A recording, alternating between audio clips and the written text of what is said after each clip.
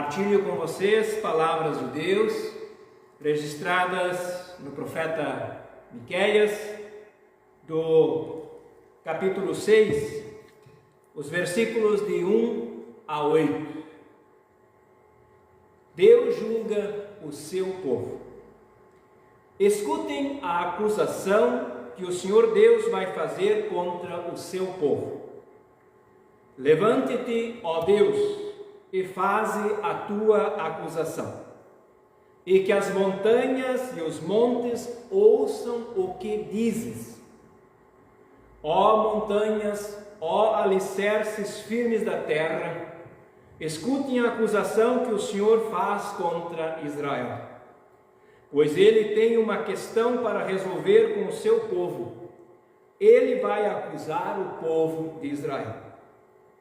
O Senhor diz: meu povo, o que foi que eu fiz de errado? Será que exigi demais de vocês? Respondam. Eu os tirei do Egito, salvando-os da escravidão, e enviei Moisés, Arão e Miriam para os guiar pelo deserto. Meu povo, lembrem dos planos que Balaque, rei de Moabe, fez contra vocês, e da resposta que Balaão, filho de Beor, lhe deu. Lembrem de tudo o que aconteceu desde que saíram do acampamento do Vale das Acácias até chegarem à cidade de Gigal. Não esqueçam nunca as vitórias que eu, o Senhor, consegui. O que é que eu levarei quando for adorar o Senhor? O que oferecerei ao Altíssimo? Será que deverei apresentar a Deus bezerros de 1 ano para serem completamente queimados? Será que o Senhor ficará contente se eu oferecer milhares de carneiros ou milhares e milhares de litros de azeite? Será que deveria oferecer o meu filho mais velho como sacrifício para pagar os meus pecados e as minhas maldades? O Senhor já nos mostrou o que é bom. Ele já disse o que exige de nós. O que Ele quer é que façamos o que é direito, que amemos uns aos outros com dedicação e que vivamos em humildade e obediência ao nosso Deus.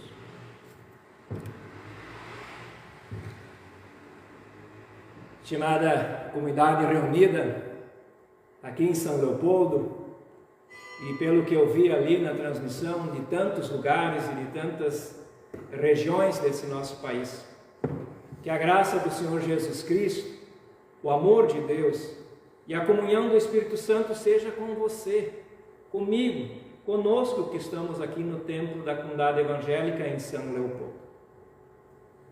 Há poucas semanas iniciamos um novo ano. Sempre que um ciclo de vida se encerra, buscamos fazer avaliações sobre o tempo que passou. Concordam? Estas avaliações nos levam a refletir sobre perguntas que dão sentido à nossa existência. A gente, por exemplo, se pergunta: o que foi bom? O que é bom a gente continuar fazendo no tempo em que vivemos? A gente também se pergunta: o que Deus pede de mim? O que Deus pede de nós como igreja cristã, neste ano que é repleto de tantas coisas? Desde Copa do Mundo, temos Copa do Mundo também nas eleições. Estas e outras perguntas têm acompanhado quem se preocupa com uma vida boa e uma vida de acordo com a vontade de Deus. Evidentemente, precisamos aqui considerar que nós temos grandes problemas com a compreensão do que é uma vida boa. Em boa medida, o ser humano entende de que bom é aquilo que me traz benefício, colocando sempre o eu, o indivíduo, no centro e em primeiro lugar. E aí temos muitas coisas ruins acontecendo neste momento. Tem muitas pessoas que querem que tudo tem que ser do seu jeito, do meu jeito. Lembro quando a gente brincava de bola lá no interior da localidade de Postraíro, no município de 3 de Maio, e o jogo, quando não era favorável ao dono da bola, não tinha mais brincadeira, porque o dono da bola botava a bola debaixo do braço e dizia: se o jogo não for do meu jeito, estou fora, estou indo embora. Vivemos o tempo do seja feita a minha vontade. Concorda ou não concorda? Escreve no chat aí. A loucura da correria pelo sucesso, por um lado, e pelo outro, a loucura da correria pela sobrevivência, tem gerado pessoas estressadas, gente nervosa, gente que sai perambulando sozinho porque prefere ficar sozinho do que ficar se estressando com outros. Muitas pessoas estão se isolando, seja na frente de um computador ou fechadas atrás de grades, muros, com medo da violência, com medo de encontrar a pessoa diferente. Nos últimos anos cresceu a procura por psicólogos, psiquiatras, inclusive aumentou a leitura de livros de autoajuda. Temos um problema sério com o consumismo, onde se compra o que não é necessário, gerando lixo sem fim. É uma outra característica da sociedade que nos envolve. Dentro desta realidade também a natureza geme de dores, e temos presenciado muitas desgraças.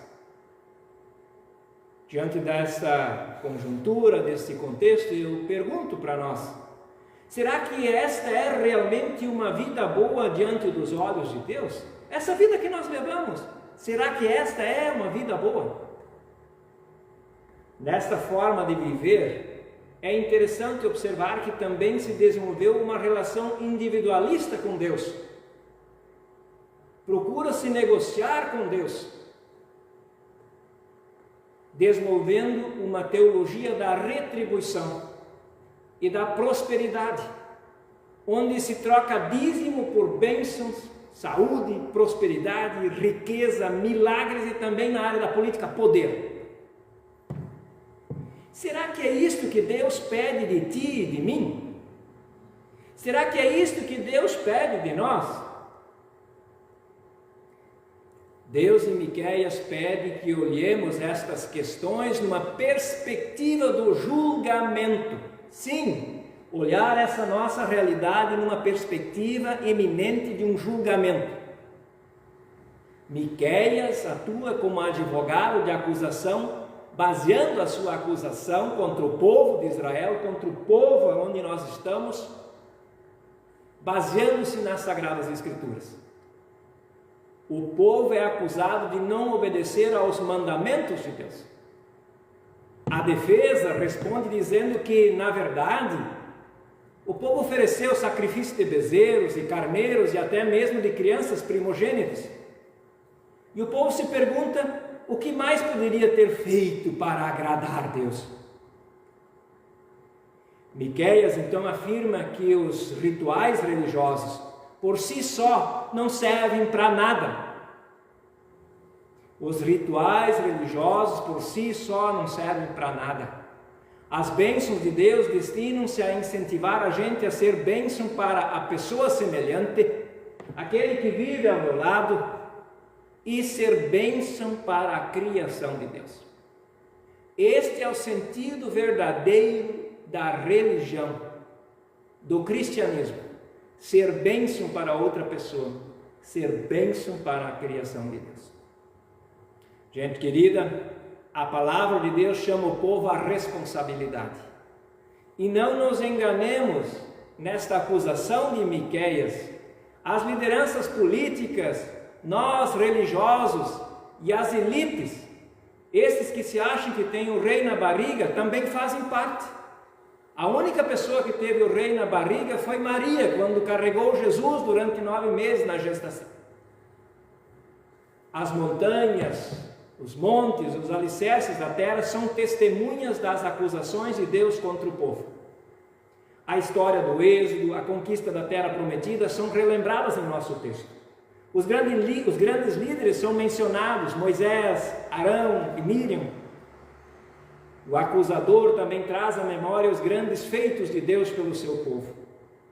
O povo, diante de tudo o que foi dito e relatado, quer encontrar uma saída para aplacar a ira de Deus e pergunta: o que é que eu levarei quando for adorar o Senhor? Estão vendo aí a ideia de que eu vou fazer alguma coisa para Deus, botar a mão sobre a gente? É com a oferta de grandes bens materiais e comerciais, inclusive cogitam oferecer o filho mais velho como sacrifício para pagar os pecados e as maldades, que o povo acha que vai resolver as coisas no dia do julgamento. Amado irmão e irmã, Deus não quer nenhum tipo de sacrifício. Não são as obras que salvam. Ter uma vida boa não se resume em oferecer holocaustos em troca de benefícios. Sabemos muito bem que Deus quer mais do que o nosso tempo, dinheiro e talentos. Deus quer, como Miqueias poderia ter dito, não milhares de carneiros, não sacrifícios em rituais religiosos, não a morte de crianças e de inocentes, mas Deus quer milhares de atos diários oferecidos em amor. Um amor respaldado do Cristo que se doa pelo seu semelhante. O que é bom e o que Deus pede de ti, de mim e de nós, o Senhor Deus já nos mostrou o que é bom. Ele já disse o que exige de nós. O que Ele quer é que façamos o que é direito. E o que é direito? Que amemos um ao outro, a outra pessoa, com dedicação, e que vivamos em humilde obediência ao nosso Deus. Texto duro, pesado, acusação violenta, e que deve fazer a gente repensar. Portanto, é necessário que mudanças aconteçam em nossa vida e em nossa sociedade. Em nossas relações cotidianas, por favor, gente, menos interesse.